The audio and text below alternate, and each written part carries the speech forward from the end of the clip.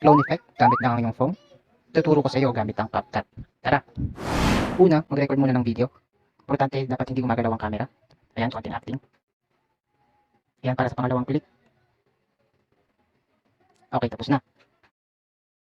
Tara, punta tayo sa CapCut. Select new project. Piliin ang video na ni-record natin kanina.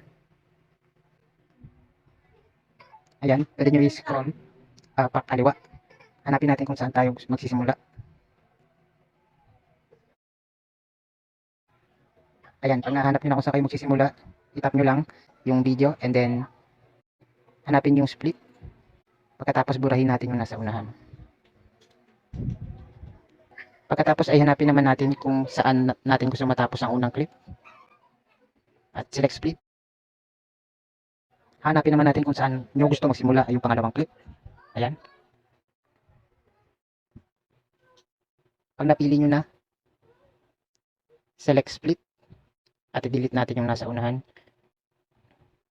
At hanapin ulit natin kung saan natin gusto magtapos yung pangalawang clip. Tapos split.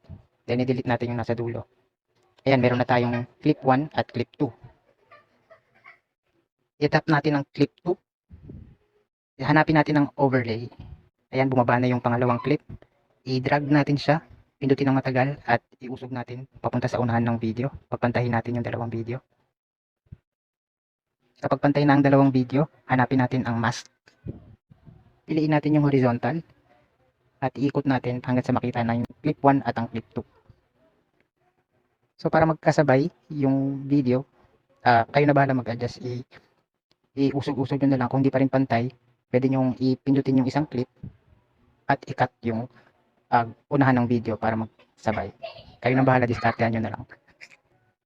Tapos sa dulo ng video, para magpantay, tap nyo lang yung pinakamaiksing video, itapat nyo sa dulo nun, at itap nyo yung pinakamahabang video, tap nyo lang yung split, and then select yung gusto yung i-delete nyo na dulo. And then delete nyo rin yung ending para hindi makita yung CapCut. Ayun.